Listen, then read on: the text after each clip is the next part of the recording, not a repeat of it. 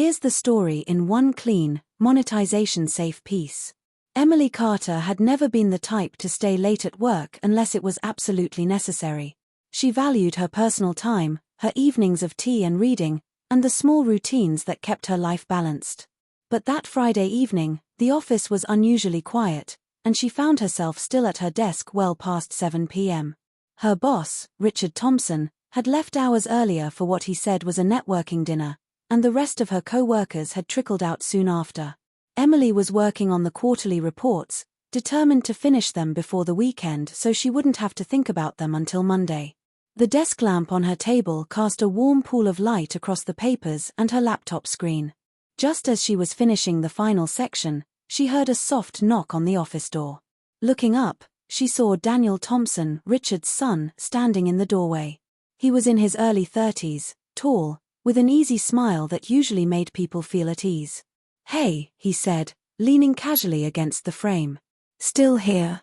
Emily nodded. "Just wrapping up some reports." "What about you?"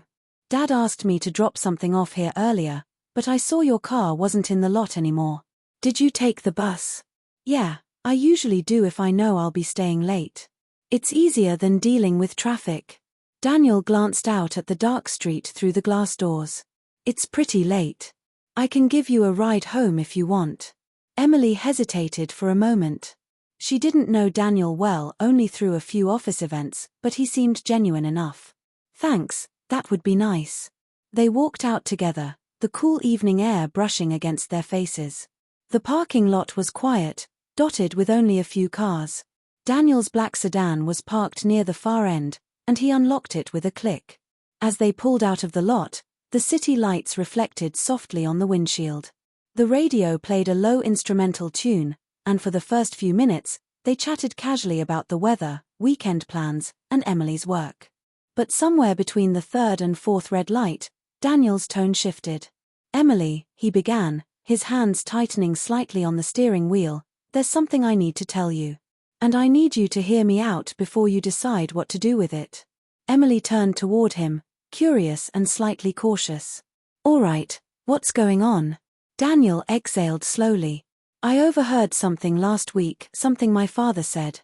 And I don't think you're aware of it. But I feel like you have a right to know." Her brow furrowed. "What do you mean?"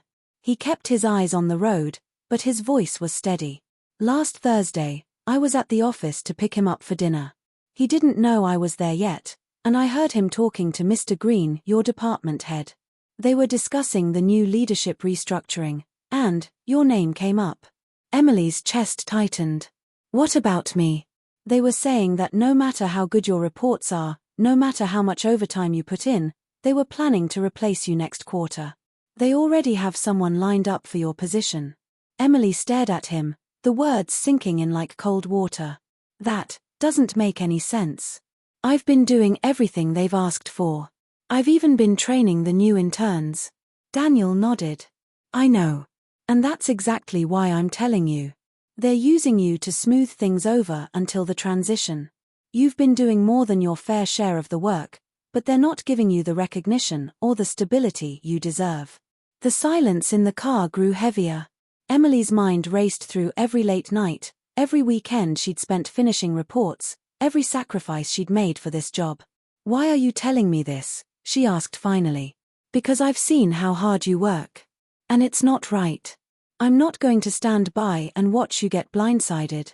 They reached a quiet intersection, and Daniel pulled over near a small park. The glow from the streetlights filtered through the trees, casting soft patterns across the dashboard. Emily looked out the window, her thoughts spinning. "So what do I do? Quit? Confront him?" Daniel shrugged slightly. "That's up to you. But at least now you can prepare. Maybe start looking for something better. You're talented, Emily. You deserve a place that values that." They sat in silence for a moment, the hum of the engine the only sound between them. "Thank you," she said finally, her voice quieter than she expected. "I don't know what I would have done if I hadn't known." Daniel gave a faint smile. Sometimes the truth is hard to hear. But it's better than being caught off guard. When he dropped her off at her apartment, Emily waved goodbye and went inside. She sat on her couch, the soft lamplight pooling around her, replaying the conversation in her head. The shock was still fresh, but beneath it, a new feeling stirred determination. The next morning, she woke early. She made herself coffee, pulled out her laptop, and began updating her resume. She wasn't going to wait for the inevitable. If her boss thought he could quietly push her out, he was mistaken. By Monday, she walked into the office with a calm resolve.